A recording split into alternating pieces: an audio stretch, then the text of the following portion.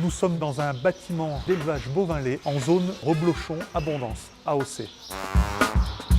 Nous recherchons tout ce qui est bien-être animal, confort de travail et la rentabilité. Plus de productivité, oui, c'est sûr. Nous avons besoin de minimiser l'espace tout en conservant notre bien-être animal et optimiser aussi, bien sûr, le bâtiment dans le sens temps de travail.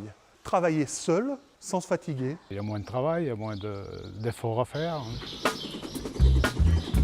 Qu'est-ce qui fait la différence dans ce bâtiment du futur? La luminosité, donc avec ce que l'on appelle le closoir de ventilation, qui sert aussi de puits de lumière. Très bien aéré. Tu sais, si on ouvre toutes les fenêtres, là, ça fait courant d'air.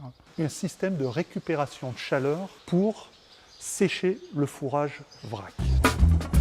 Qui dit bâtiment isolé, dit moins de perte de production et fertilité. La logette doit être un lieu où l'animal se sent chez lui. Vous avez cette logette-là qui est la meilleure aujourd'hui sur le marché, en termes de dimensionnement et en termes aussi de sécurité. Vous pouvez la démonter en moins de 3 minutes. N'importe quel problème sanitaire dans une logette, il faut pouvoir intervenir rapidement sans stresser les autres animaux. Les animaux qui ne sont pas stressés, ils sont bien dans leur peau. Par rapport à la propreté, tous les couloirs de raclage convergent vers le centre du racleur. Ça impacte la propreté de la logette. On gagne en termes sanitaires, mais on gagne aussi en termes de temps de travail au niveau de la salle de traite. Nous avons tous ces box qui sont optimisés au maximum pour tout ce qui est séparation, pré-vélage, vélage, insémination. Et c'est pour cela que l'on dit ce bâtiment du futur, c'est un bâtiment où une personne seule peut travailler sans aucun stress. Pas de bruit. Vous pouvez avoir 50, 100, 200, 1000 vaches.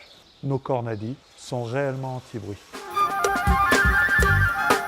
La griffe sert à la fois au fourrage, le prendre, le retourner, le déplacer, et aussi le distribuer. Avec le nombre de vaches qu'on a aujourd'hui, on est obligé d'être en stabulation.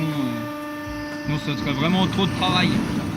Deuxième chose avec la griffe, par rapport à la conception du bâtiment, au niveau de ces box, qui sont des box infirmerie, pré-vélage, vélage et insémination, si vous avez un animal dedans qui a un souci, on peut aussi intervenir très facilement. La troisième chose, la distribution de paille broyée pour assécher les logettes se fait aussi avec le godet sur la griffe. Là, on se promène avec le pont et puis on y pose devant les vaches. Il y a juste un coup de fourche à donner et c'est fini. Nous avons fait la première stabulation de France entièrement isolée. Panneau sandwich et bien sûr avec une intégration paysagère type bois.